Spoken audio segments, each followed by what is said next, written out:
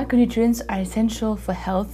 They're only needed in small amounts for the body, but they're not produced by the body, so they need to be ingested in the diet and provided by the diet. کم بودن این میکرونوترینت ها با خطرناکی دارد برای همه انسان، هم با مرد و هم با زن. لیکن با زنهای حامله‌دار خطرناکی بلند.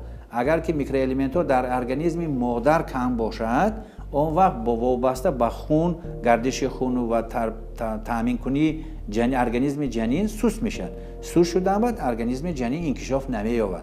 دیگر و پرابلم این اگر که فلات تروشی یا که فولیو کیسلات میگن، اگر که در ارگانیسم زنکی حامله‌دار مقدار فلات کم باشد، اون وقت جنین اون گرفتار چوره حرام‌مست که پیدا میشه دنیا و این آینده با میبیارد به فلج گودک یا که به ففتی گودک، به زیاد شدن ففتی گودک.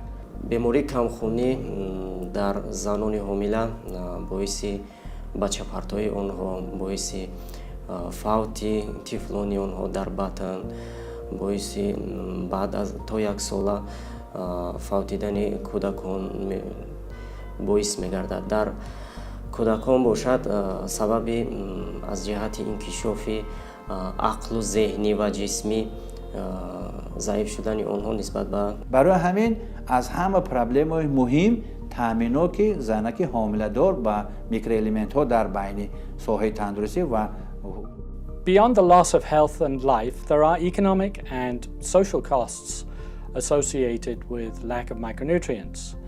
Lower productivity, lower earning potential, more burden on the healthcare systems. For example, in Jordan, fortifying the flour to prevent iron deficiency costs 0.03 dinars per person per year. Treating anemia costs 4.9 dinars per person per year. بس که مردم ما نان استفاده میبرد با همه موادها نمک علاوه میکند، ما باید آرد رو با یود، با میکرونوترینت ها و نمک رو با یود و با میکرونوترینت های لازمی باید غنی کرده کنیم.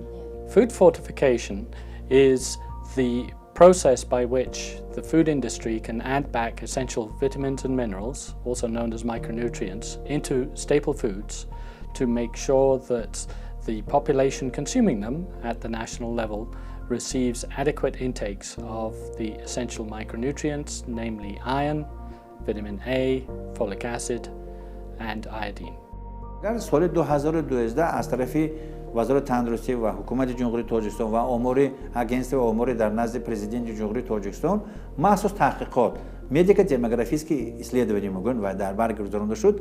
اون وقت در خانواده ها رفتیده با مخصوص سنجیده دیدن که نمک یا دارد یا ندارد. اگر که سالهای سرشوی 2000 سال همگی 26% اهالی نمک یادناک استفاده بودگی باشد، اگر حاضر این مقدار به 80% رسیدگی. لیکن یک چیز در نظر داشتن در کار که ترکیب نمک به مقدار یاد کم.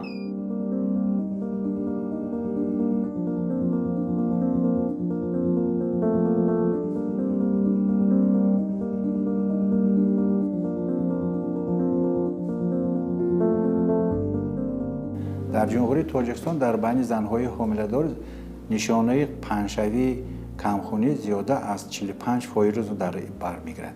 در بین کودکان 24%.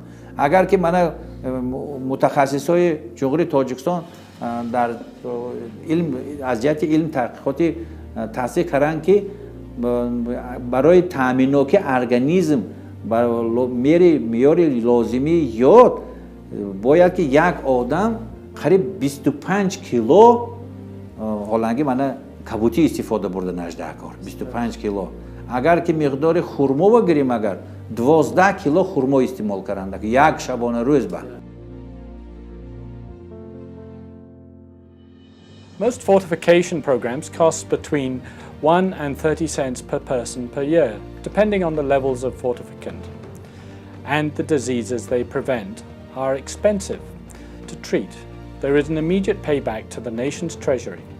Folic acid fortification, for example, alone can pay back in a range of 9 to 1 to 48 to 1 in terms of savings to the healthcare system.